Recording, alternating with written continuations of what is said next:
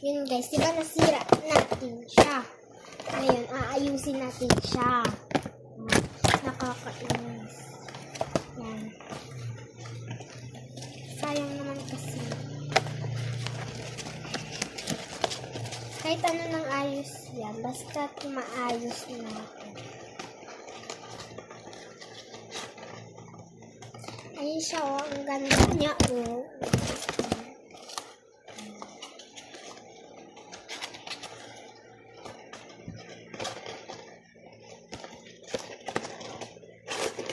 Yan, very good.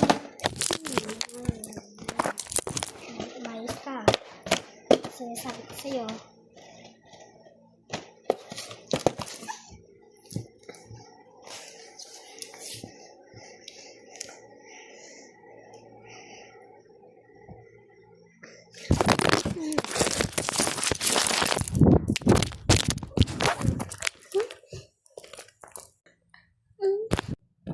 Ha?